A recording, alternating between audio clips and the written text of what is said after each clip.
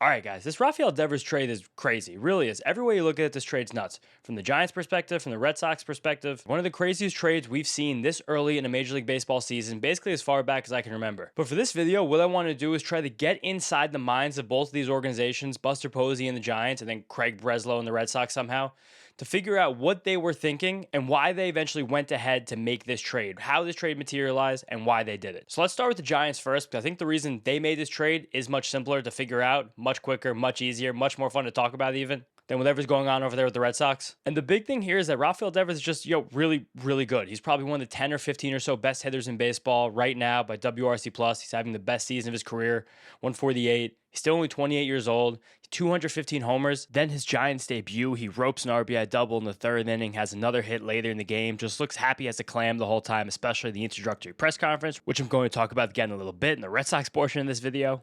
Hitters like Rafael Devers don't come around that often. That's a really big deal for a team like the Giants specifically, because for the last few off seasons, they've been begging big-time hitters to take their money, and they refuse to take it. They got left at the altar by Aaron Judge when he went back to the Yankees. Their deal for Carlos Correa fell apart at the last minute, which truthfully was a blessing in disguise. But there's been a pattern for this Giants organization that they've really struggled to attract and actually close the deal with these huge hitters that are kind of the difference makers as you want to go through a season and win playoff series after that. Devers is that guy. He is now officially the difference maker in this lineup.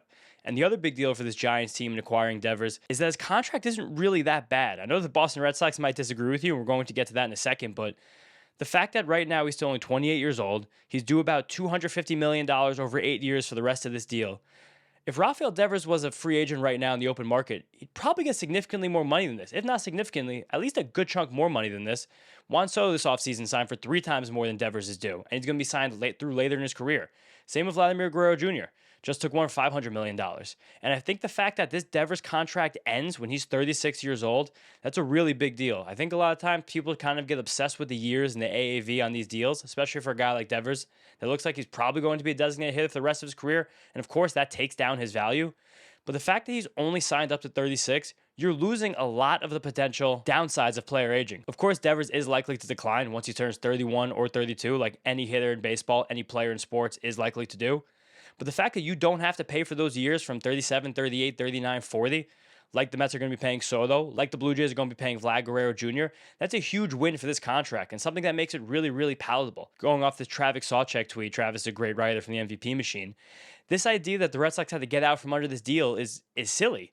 Devers is a great hitter. And again, not being signed until he's 40 years old, a guy like Corey Seager at the same age as Devers got a bigger deal. More years for more average annual value. And I know Seager is a shortstop, and he probably will be a shortstop for a few more years. But we're probably not that far off from Seager's being a DH-only guy as well. And again, just going back to Devers as a player, you're looking at someone whose floor is 3.5, 4 wins. And these are some years where he's battled some injuries and some inconsistencies. That's a part of this too. We'll talk about that when we get to the Red Sox stuff. But you have a guy in Rafael Devers right now in the prime of his career, pacing for another 5-win season, pacing for another 40 home run season, pacing for another 850, 900 OPS season, and that's not going away. That is why if you're a team like the Giants, you make this deal. Otherwise, a team like the Giants makes this deal because they can actually afford it. I talk all the time about the Giants not being able to sign these guys to these big deals over the last few years. That's kept their balance sheet and their payroll really, really clean. They gave the big extension to Matt Chapman towards the end of last season, the big contract to Willie Adames this offseason. I know that looks bad right now. They actually might regret it, but Adames is a veteran. He probably will play better than this. He can't be this bad, and at least he's a great leader and a great guy at shortstop. Him and Chapman have locked down that side of the infield. And now you have a guy like Devers, where you look at this Giants lineup, and suddenly it's kind of actually good, which we haven't been able to say about the Giants in a long time. Jung-Hoo Lee, Elio Ramos taking a huge step. Devers 3, that will be Chapman there 4. Maybe they mess around, move Elio Ramos down, put one of these guys up. Devers 2, maybe not 2 lefties stacked at the top. But when Chapman's back in this lineup, you have a 1 through 5 that can really play. And Flores has hit well this season. They have Bryce Eldridge, super first base prospect in the minor leagues. This is going to be the best offensive lineup the Giants have put out in a very long time. And the reason they were able to do that is, again, because this clean balance sheet. With the Giants payroll right now, this tweet I had the other night when this trade got made, they were at $215 million. They sent Jordan Hicks to the Red Sox, who's due $11 million this year. They took in Rafael Devers, whose contract counts at $20 million, $29 million, just out $31 million a season against a competitive balance tax. With that money, they're not even going over the first tax threshold of $241 million. They even have a few $1,000,000 to add more players at the trade deadline if they want to, and I'm sure they will after going out and getting Rafael Devers. Having that kind of financial flexibility for a big market team like this is a big deal, especially a team that, again, has wanted to spend this money for the last few seasons, hasn't been able to do so, but now you get Rafael Devers in, you're able to spend the money that you wanted to spend. The player can't really say no to you whether he wanted to or not, and now you have a much stronger lineup. And if you're a team like the Giants, you want a stronger lineup. You need a stronger lineup because this National League playoff race is crazy. You're second right now in your division behind the Dodgers. The expectation is the Dodgers will get really hot at some point this summer. I know they're pitching in shambles right now, but you can almost guarantee they're going to win this division.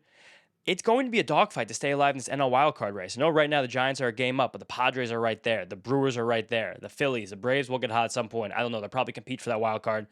The Mets and the Cubs atop these divisions too. Like, these are really good teams, especially in this NL West where you're kind of sandwiched between the Dodgers and the Padres, with the Diamondbacks not even having a good season, but knowing how good that roster is and how easily they can always catch fire. This is a competitive race. Getting a guy like Devers completely changes the perspective for a team like the Giants, which is also a really big deal because this offseason they went through these major transformation, going from Farhan Zaidi, analytical mastermind, to Buster Posey. It's a big moment to make a splash like this as a guy like that in your first season running the team. And then you have this quote from him. It was a great quote, I thought, where he told KNBR that some of the nerves and the moments leading up to the Rafael Devers trade he had before every game. That's really cool to hear an executive say. That's the personal side of baseball that we don't get very often because a lot of these front offices have become so robotic and so analytically minded over the last few years that seeing that real human reaction from Buster Posey is cool. And when you're a team like this going all in, that's also really cool because the Giants had that great season a few years ago under Zaidi where they won 100-something games, kind of shocked the world, busted out in the first round of the playoffs, and have kind of just meandered ever since, like not really having an identity, not really developing any players that well, not really showing any growth or progress after that special season. But right now, you have the best lineup you've ever had. You have a playoff rotation that you're going to have Logan Webb and Robbie Ray at the top.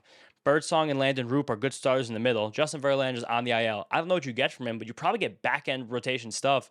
And you look at the depth they have in the minor leagues there, where I know they do like Carson Wisenhunt to change up first righty in AAA. Keaton Wynn's had some more problems. He's flashed before.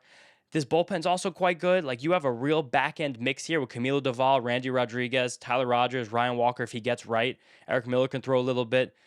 This Giants team has some juice, and making a trade like this to get Rafael Devers, a bona fide all-star, a top 10 or 15 hitters in the league, that really changes their dynamic and makes it such an exciting few seasons ahead if you're a fan of this team. So that's the Giants half of this trade. Again, makes a lot of sense from their perspective. But now we want to get inside the heads of the Red Sox. I think they're the interesting ones here. Why are the Red Sox trading away Rafael Devers when you're picking up momentum in what's been an okay season so far? You finally got above 500. You sweep the Yankees. He's the best hitter on your team by far. And you've been kind of selling your fans for the last few years of this idea that we had to reset ourselves financially and then we'd be into the next era of prominence for the Red Sox. Probably the most prominent, second, third most prominent Major League franchise over the last 25 years. Like, they've been the standard in terms of success, basically since the turn of the millennium. But now we're in a 10-year window here, more like a 5-year window here since the Mookie Betts trade, where it feels like a pattern from the Red Sox where they have these stars and for some reasons they either choose not to keep them or don't know how to keep them. Trading Mookie Betts is probably going to go down as one of the worst moves any Major League Baseball organization has ever made, ever. Possibly even all of sports. This guy is a bona fide inner circle Hall of Famer, stand-up guy, incredible off the field, incredible on the field.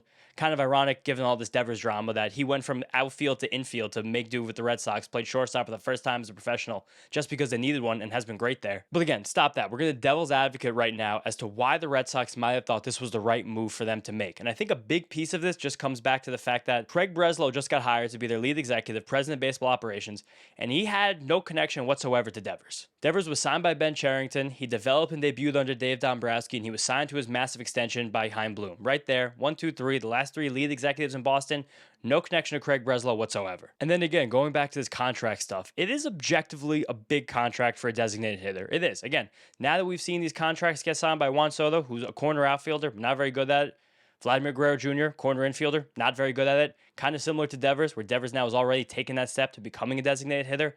I understand some of the pause there. You look at the fact that Devers in his career, his value was kind of always being taken down by his poor negative defensive ability. That all makes sense. When you look at that, you're like, okay, I guess this contract is a bit of an albatross. And Devers is not a player without flaws. He has way more flaws than Juan Soto and way more flaws than Vladimir Guerrero Jr. We've had some shoulder issues with Rafael Devers. We've had some contact rate issues with Rafael Devers. There is an idea here that this Devers contract could look worse sooner rather than later just because of the defensive deficiencies and some of the chinks in his armor as a hitter, despite the fact that, again, wholeheartedly, I think he's one of the 10 or 15 best hitters in the league. And like I said in the Giants portion of this video, I don't think this contract is that bad. I think this contract ages pretty well, especially relative to other players in the league. I mentioned the Corey Seager before, the Travis Sawchuk tweet. Corey Seager's injured, misses tons of time every single year. He has that World Series MVP. He'll always have that for the Rangers. But I bet if you gave truth serum to some of the people in that front office, they might be thinking this Corey Seager contract could turn ugly at some point over the next, 7 or 8 years while he's under it. But truthfully, I do think the biggest thing this trade comes down to from the Red Sox perspective was likely just money in general. We have this tweet here from Jeff Ponce going on foul territory. Shout out my guys in the FT fam.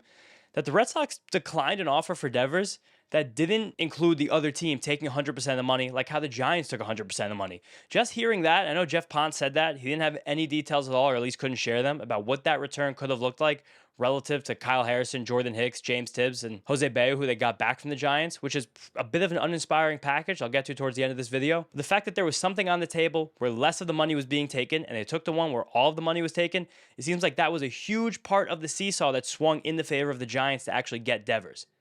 Past that, the other weird part of this Devers trade is really all of this culture stuff that was going on. You had a lot of quotes coming out from David Ortiz about how he tried to communicate with Devers and talk to him about, his own communication problems, try to get through to him, talk about him like he was kind of a kid when he was someone who was deep into his major league career as a veteran, nearing 30 years old.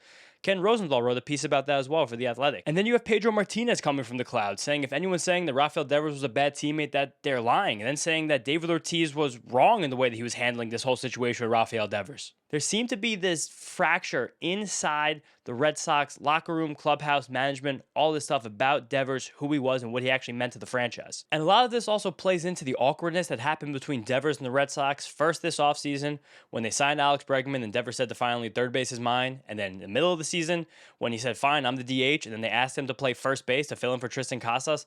This was all kind of a weird situation. And I think one that was fair on both sides where the Red Sox paid Devers like the franchise player, kind of anointed him the franchise player, again, with that contract. When you get that contract, that's your organization saying you're the franchise player. but I do understand from both sides where Devers did feel disrespected by them asking him to move around positions a lot when he finally accepted being the designated hitter. Now you want me to go back into the field?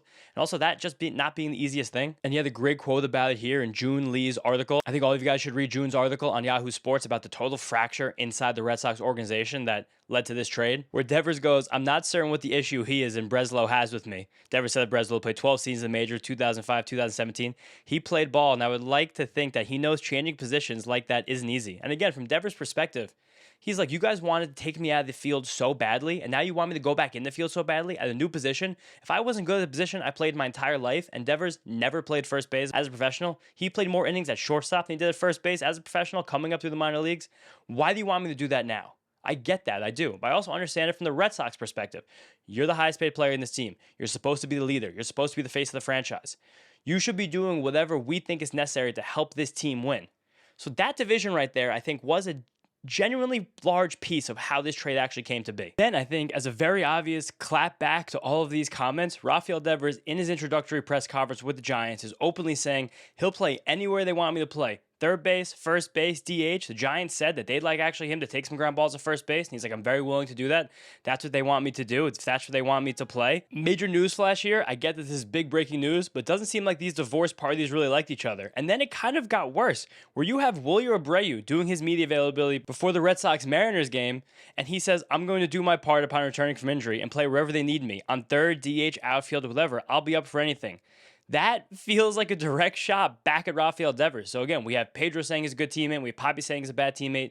We have smear campaign coming on from people in Boston. Also, a lot of people in the Boston media defending Rafael Devers. Just crazy all around. But on top of that, kind of the underlying issue here is that there was this clear pattern and vibe of just bad energy, bad communication that was persisting between Devers, this organization, this front office.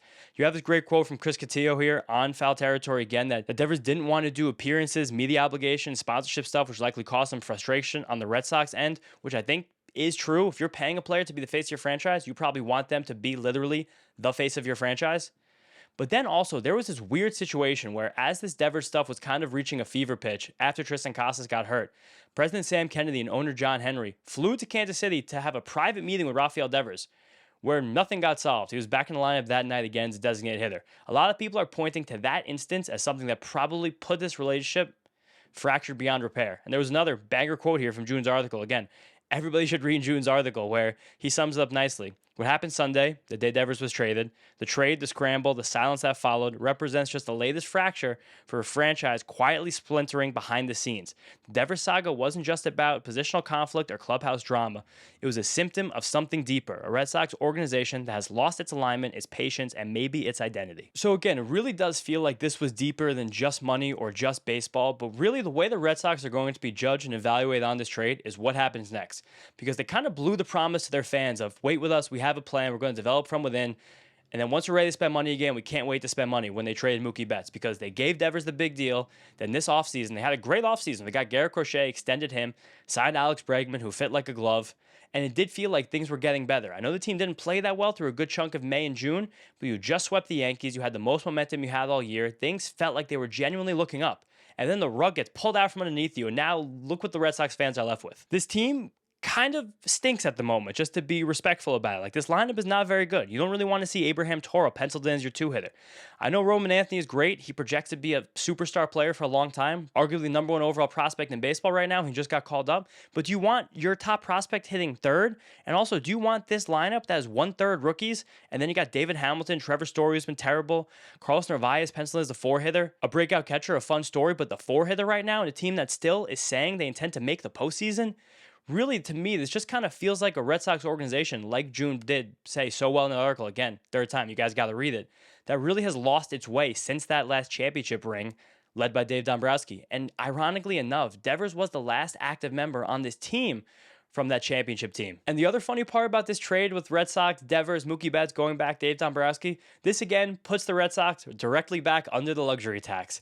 Just like how the Giants have stayed just under it by acquiring Devers, the Red Sox got just under it by letting them go. And this will now be the second consecutive year if the Red Sox do not make a big acquisition at the trade deadline, which I don't know who they're going to get or how they're going to get them, that the Red Sox will not be paying any penalties by being over the luxury tax. Something that I guess some teams and some owners should be proud of, but if you're a team like the Red Sox and you've been telling your fans, patience, patience, patience, we're going to be the Red Sox again, as your owner has endeavors in a football club across the Atlantic Ocean with Liverpool, making tons of splashes in the transfer market this summer, that's a weird feeling. That's a hard one to sell to fans. It's even harder to sell that one to fans when you are not allowing them to exchange any Rafael Devers jerseys, including ones that were even purchased this past weekend.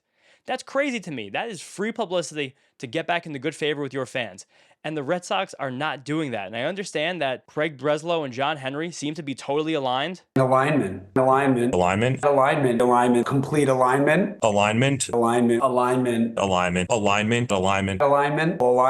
Because again, when two people talk about how aligned they are, you know how aligned they are. But this is just such a bad, ugly move by a team that just traded someone who was on pace to be one of the best players in franchise history, from the guy Steve Perrault here. Devers on pace for the second most home runs in Red Sox history behind Ted Williams. The third most hits only behind Yaz and Ted Williams. The third most RBIs only behind Ted Williams and Yaz. This was someone who was on pace to be one of the best players in your franchise history. You let him go on Sunday afternoon after sweeping your main rival when you just got above 500. You're not letting the fans return the jerseys they just purchased. And now, what do you even do next? People are now talking about the Red Sox making a huge trade. Who do you make a trade for at this point? Your outfield's kind of set. You could really use a middle infielder. Who's trading a shortstop right now at the Major League trade deadline? Are you getting a first baseman? Do you want Rhys Hoskins? Does Rhys Hoskins move your needle? Does that make any sense? And then you have all this money apparently to spend now. Look at the next free agent class.